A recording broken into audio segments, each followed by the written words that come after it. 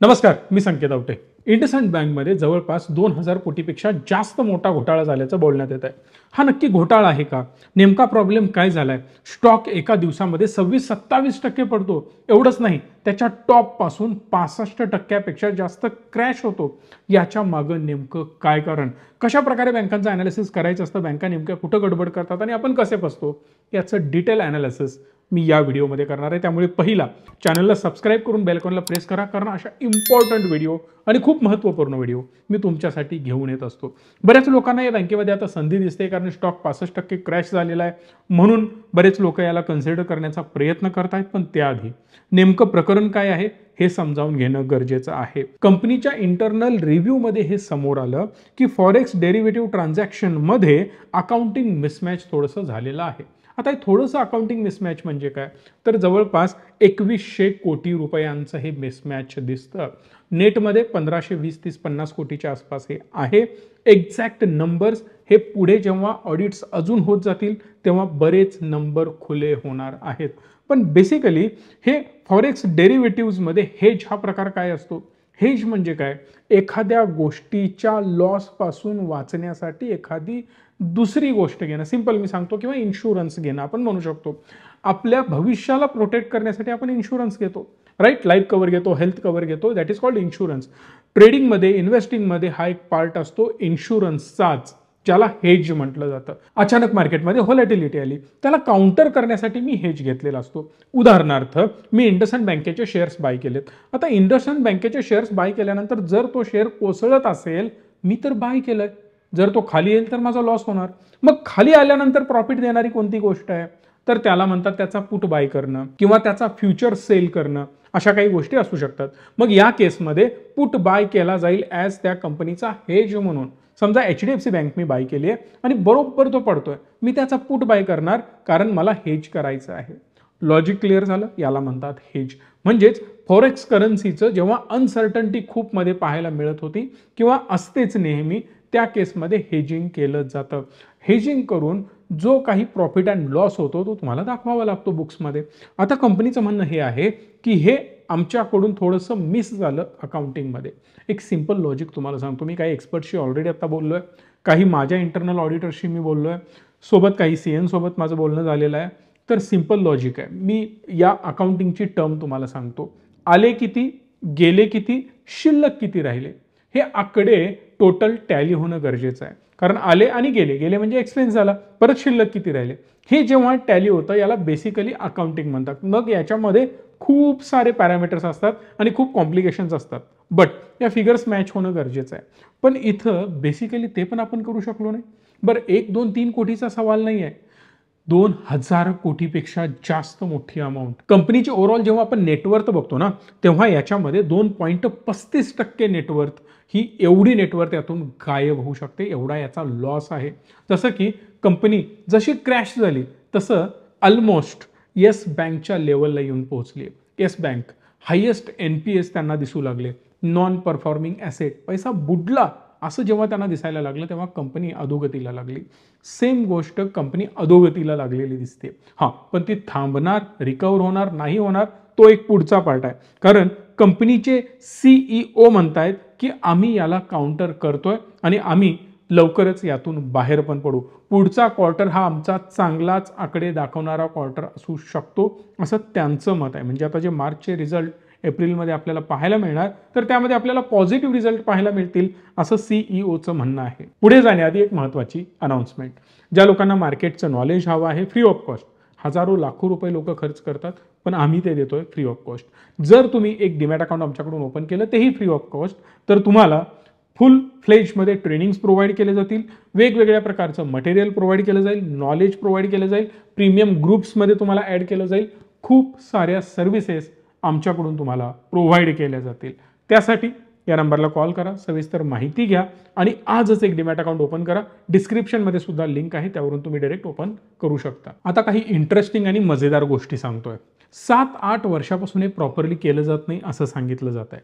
दुसरी महत्त्वाची गोष्ट, गेले 6 महिने याला खूप मोठा पेव फुटला होता असं एक सांगितलं जात आहे. मेजर अमाऊंट मागच्या 6 महिन्यामध्ये आहे अशा रुमर्स आहेत. आता ॲक्च्युली खऱ्या फॅक्ट्स काय आहेत अजून त्याचे रिपोर्ट समोर येतीलच, पण त्याआधी सिंपल गोष्ट मला यातून हे कळते की कंपनीचे CEO सुमंत आणि त्याचबरोबर डेप्युटी CEO मिस्टर अरुण या दोघांनी पण आपले स्टेक 6 महिन्यापूर्वीच विकलेत आणि या दोघांनी जो विकून माल कमवलाय तो मिस्टर सुमंत यांनी 145 कोटी रुपये आणि मिस्टर अरुण यांनी 80 कोटी रुपये मिळवलेले आहेत. बरं, याची सेलिंग प्राइस तुम्हाला माहिती आहे तर ही 1550च्या आसपास यांनी आपले स्टेक विकलेत. इमॅजिन करा, ऑलमोस्ट हा पिकला होता. 1450, 1550, 1600 या दरम्यान यांनी आपले स्टेक्स काढलेत. याचा अर्थ टॉप लेवलला हे स्टॉक विकून बाहेर पडलेत. बरं, दुसरी महत्त्वाची गोष्ट, 6 महिन्यापूर्वीच जेव्हा या गोष्टी पिकला होत्या आणि बाहेर यायला सुरू झाल्या होत्या तेव्हाच यांचा CFO रिझाईन करून पण बाहेर पडतो. याचा अर्थ लक्षात घ्या, CEOला फक्त 1च वर्ष टर्म एक्सटेंड करून मिळते पुढे, कारण जेव्हा तुम्ही रिटायर्ड होता त्याच्यानंतर तुमच्या टर्म एक्सटेंड केल्या जातात 3 वर्ष वगैरे, पण इथं फक्त 1च वर्ष केली गेली आहे आणि CEO सांगतात की पुढे सगळं व्यवस्थित होणार आहे.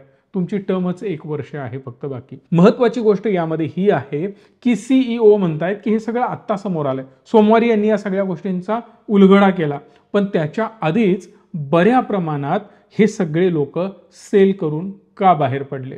80% स्टेक्स, तुम्ही म्हणाल खूप जास्त असतील, 80 कोटी 150 कोटी म्हणजे काही मोठी अमाऊंट नाही आहे, बट 80% त्यांच्याकडे जे काही शेअर्स होते ते विकून टाकले त्यांनी, 10-20% बाकी ठेवलेत. याचाच अर्थ मेजर माल आपला विकून हे लोक बाहेर पडले.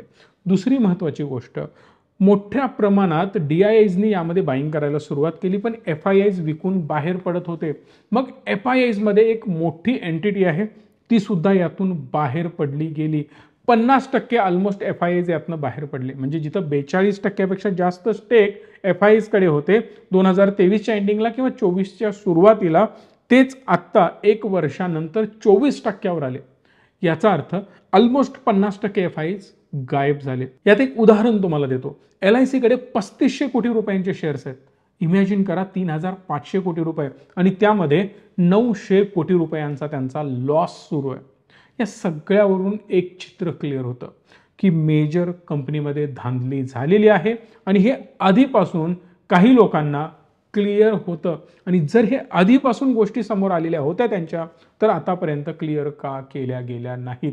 कारण पॉईंट नॉट मध्ये जरी एखादा डिफरन्स आला ट्रेडिंगमध्ये किंवा अकाउंटिंगमध्ये तर खूप मोठा end of the month gap पडू शकतो आणि इनपुट जे आपण त्यामध्ये केलंय, जी काही इन्व्हेस्टमेंट केली वर्सेस जो माझ्याकडे बॅलन्स आहे, या गोष्टी टॅली होताना ना खूप अडचणी येऊ शकतात. मग 2-2 हजार कोटीपेक्षा जास्त अमाऊंटचा जेव्हा गॅप येतो तेव्हा टीम काय करत होती. इंटरनल ऑडिट होत होते, एक्सटर्नल ऑडिट होत होते, RBI कडून यांचे ऑडिट्स होतात. मग एवढं सगळं होत असताना 7-8 वर्ष हे सगळं कसं लपून राहिलं. आणि बरं, हे फक्त या बँकेपुरतंच मर्यादित राहणार नाही. आता RBIने सगळ्याच बँकांची चौकशी करायला सुरुवात केलेली आहे, क्रॉस चेक करायला सुरुवात केली आहे.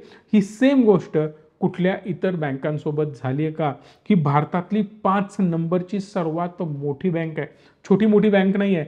ही जर बँक कोलॅप्स झाली तर सगळ्यांना मोठा डेंट पडू शकतो. बट ऑल द वे शेवटी मला एवढंच तुम्हाला सांगायचं आहे, कोलॅप्स होणं एवढं सोपं नाही आहे. 2000 कोटीने मेजर कंपनीला फरक पडणार नाही. एखाद्या इयरमध्ये हे सगळं रिकवर होऊन जातं. बट ऑल द वे लोकांमध्ये ट्रस्ट इश्यू निर्माण होतात. जर 30%पेक्षा जास्त लोक ॲट ए टाइम जर विड्रॉलला गेले, ज्यांनी इन्व्हेस्टमेंट केली आहे, तर 100% कुठलीही बँक कोलॅप्स होऊ शकते. सो माझ्या मताप्रमाणे लोकांमध्ये कॉन्फिडन्स क्रिएट करणं गरजेचं आहे आणि ते RBI करेलच. आणि बँकेची व्यवस्थित चौकशी करणं हे सुद्धा गरजेचं आहे. इंटरेस्टिंग फॅक्ट आहे व्हॅल्युएशनची. जेव्हा मी स्क्रीनरवर बघतो 52,000 कोटीचं मार्केट कॅप मला इंडसइंड बँकचं दिसतं. पण या कंपनीचा सेल जर तुम्ही बघितला तर एका वर्षामध्ये कंपनी सेल करते अप्रॉक्सिमेटली 50,000 कोटी रुपये. म्हणजे 1:1 रेशो आपण त्यांना देतो व्हॅल्युएशन, हे पण लक्षात घ्या. तिथंच जर तुम्ही याला कम्पेअर केलं HDFC बँकेसोबत तर HDFC बँक 13 लाख कोटी रुपयांचं HDFC बँकेचं मार्केट कॅप आहे. आणि जिथं इयरली सेल्स जर तुम्ही बघितलात तर तो अप्रॉक्सिमेटली 3.25 लाख कोटीचा आहे आणि त्याच्या अगेन्स्ट आपण 13 लाख कोटीपेक्षा जास्त व्हॅल्युएशन देतोय. ICICI बँक जवळपास याचं मार्केट कॅप 9 लाख कोटी रुपयांचं आहे. जिथं ही कंपनी सेल करते 1,80,000 कोटी, आपण 2 लाख कोटी पकडूयात, पण 2 लाख कोटीच्या अगेन्स्ट आपण याला व्हॅल्युएशन 9 लाख कोटी देतोय. म्हणजे 4x 5x पर्यंत वेटेज दिलं जातं किंवा व्हॅल्युएशन दिलं जातं. कोटक महिंद्रा बँक जवळपास मार्केट कॅप 4 लाख कोटीचा आहे, पण या 4 लाख कोटीच्या अगेन्स्ट जो यांचा सेल इयर ऑन इयर आहे तो अप्रॉक्सिमेटली 64-65 हजार कोटीचा आहे. यावरून तुम्हाला एक चित्र क्लिअर होईल की 5, 4, 10x पर्यंत व्हॅल्युएशन बँकिंगमध्ये दिलं जात आहे, जिथं आता इंडसइंड बँकचं फक्त सिंगल एक्सवर व्हॅल्युएशन सुरू आहे. याचा अर्थ तुम्ही जाऊन इन्व्हेस्टमेंट करावी असं मला बिलकुल सांगायचं नाही, फक्त एज्युकेशन पर्पजसाठी सांगतोय. बट महत्त्वाची गोष्ट, जोपर्यंत हे एलिगेशन्स क्लिअर होत नाहीत, क्लीन चिट मिळत नाही किंवा सगळ्या गोष्टी व्यवस्थित समोर येत नाहीत, तोपर्यंत कुठलंही धाडस न केलेलं चांगलं. बाय द वे, तुम्हाला याबद्दल काय वाटतं मला कमेंट बॉक्समध्ये सांगा. या व्हिडिओला लाईक करा, शेअर करा, मॅक्सिमम लोकांपर्यंत पोहोचवण्याची जबाबदारी तुमची. धन्यवाद. Stay tune and stay positive.